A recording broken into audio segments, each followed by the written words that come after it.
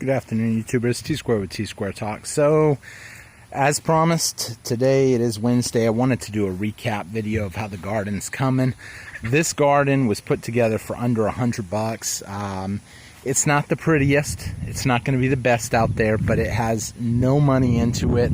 All the wood that I used for the around the beds, I actually got off the side of the road.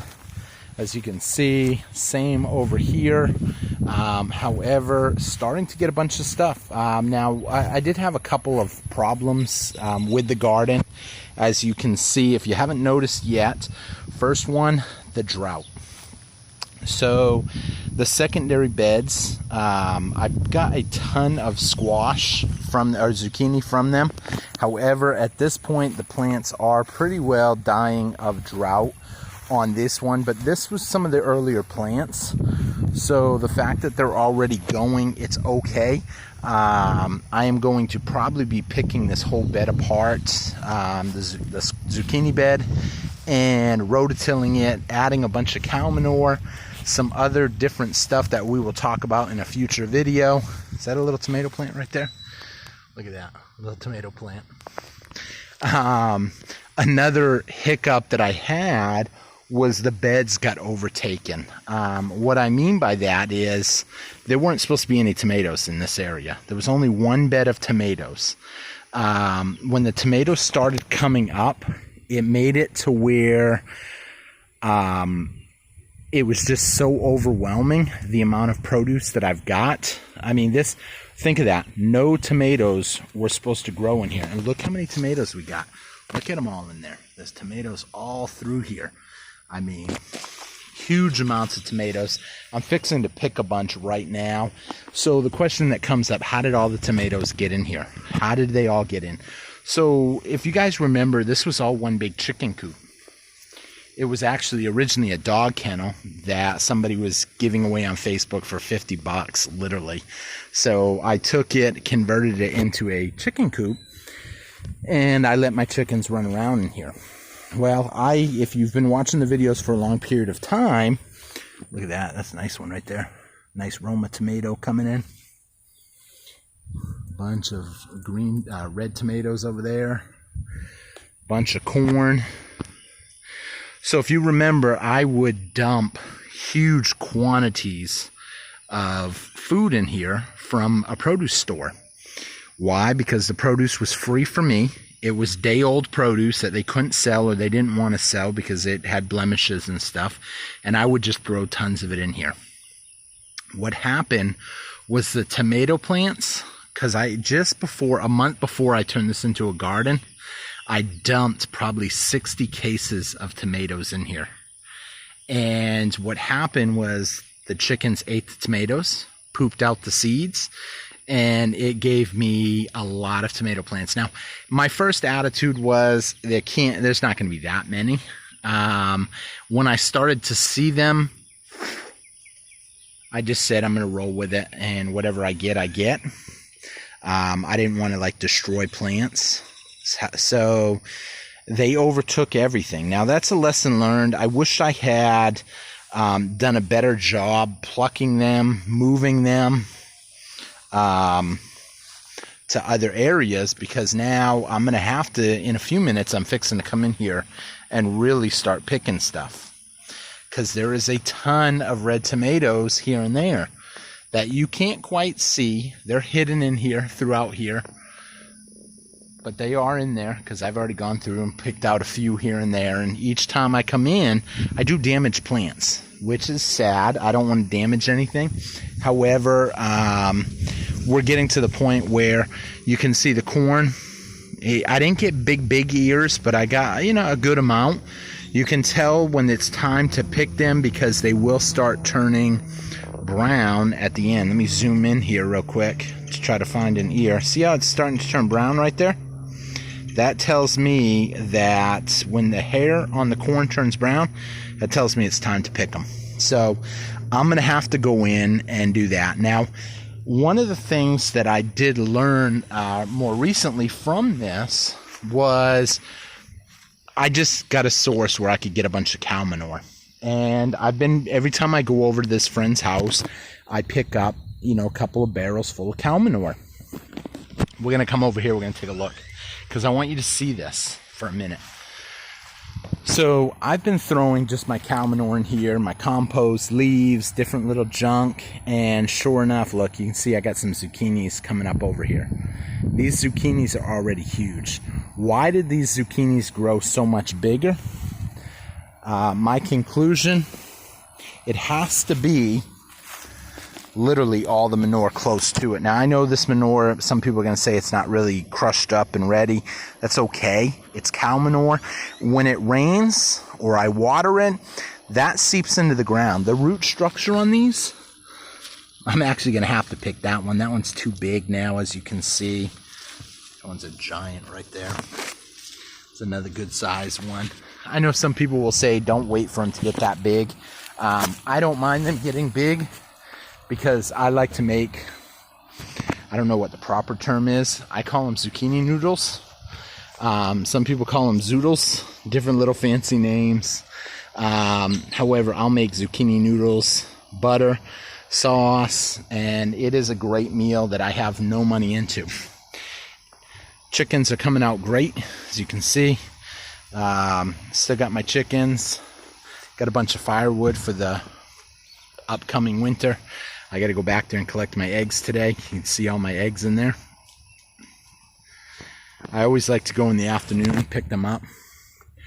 I've been snacking. String beans, I didn't get as many as I'd hoped, but it also could be, this was all string beans. This was all snap peas. Could be a combination of factors on the string beans that every time I come out here to water them, I tend to pick a dozen and a half and sit there and snack on them while I'm watering my plants. So I never did get a full meal out of the string beans, but that's okay.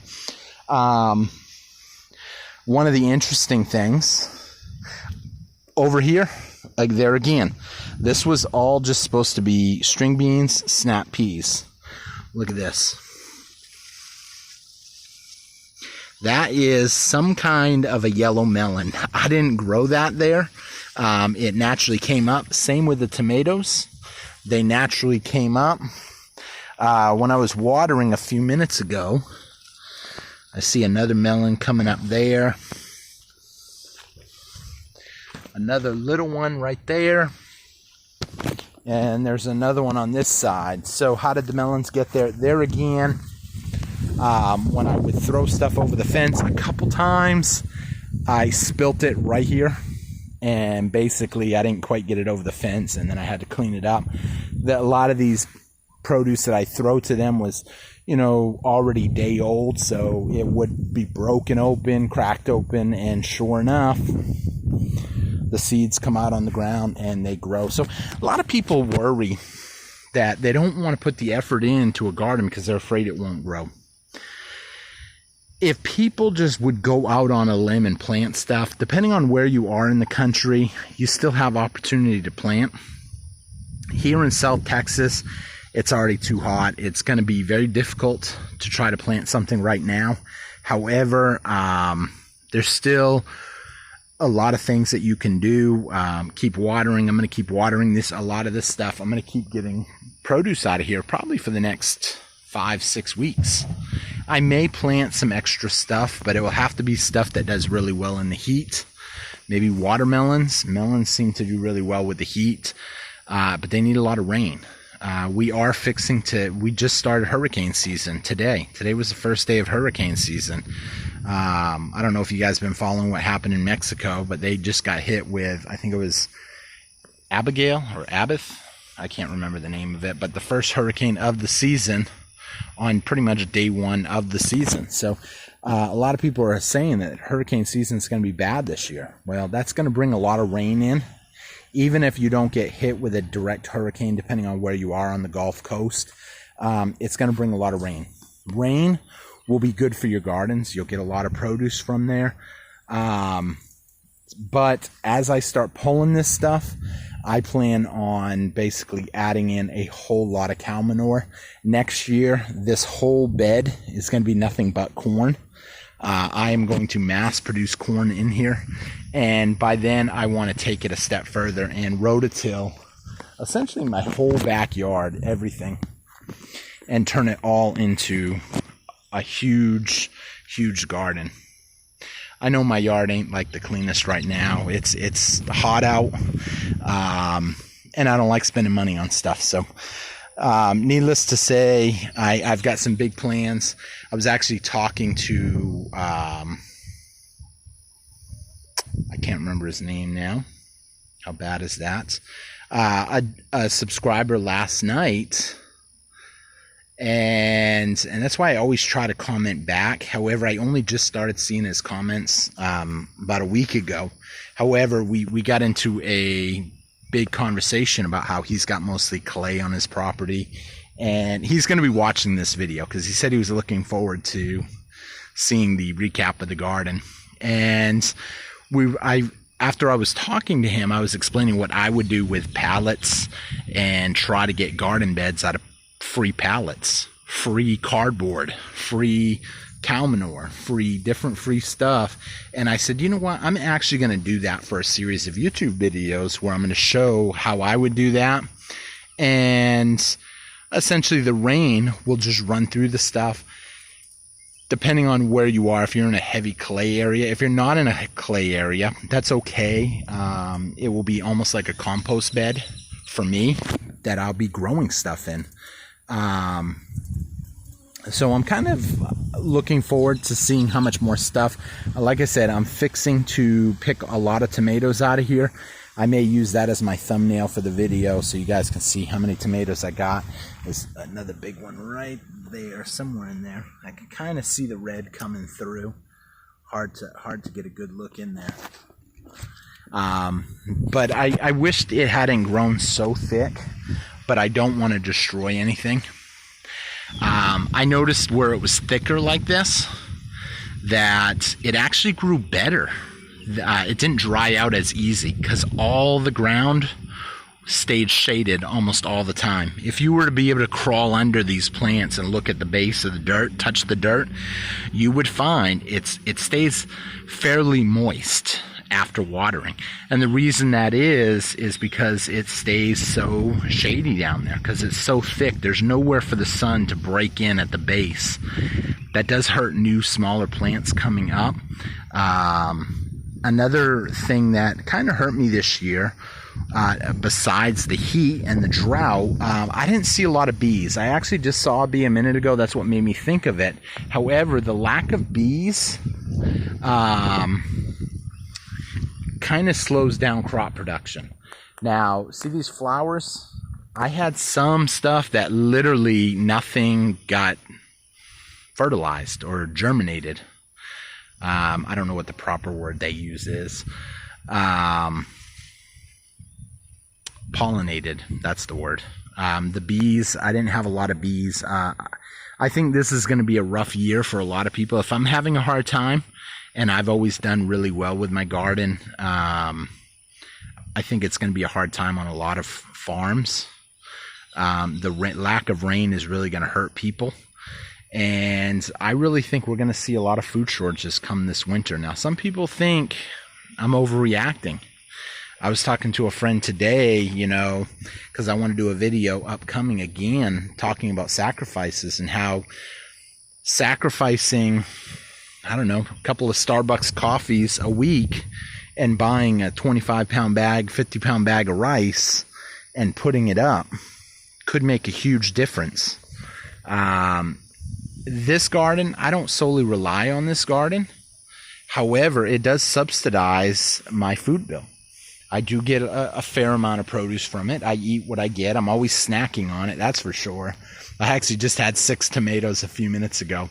I put some sesame seeds, some salt, some pepper, pink Himalayan salt, and a little bit of cayenne pepper, sprinkled it on there, and gobbled them up.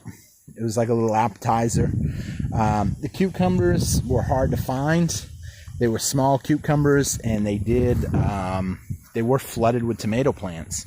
So if you miss them by too many days, you'll get something like this. And then when that happens, you can just pretty well kiss it goodbye. It becomes a chicken food. And literally, I will take that, cut that in half, and my chickens will eat it. There's a few of them in here. You'll see them here and there. This one, unfortunately, I only missed this one by a week. I won't eat them when they get yellow like that. Some people say you can, and you probably can. It's probably not going to hurt you, but I don't feel like anything gets wasted because anything extra goes to the chickens.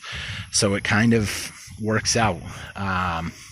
I had one person give me a hard time because they felt, what are you going to do? You can't eat it all. Why do you grow it all? You can do a lot with it. That's a nice bunch right there. Trying to get at it.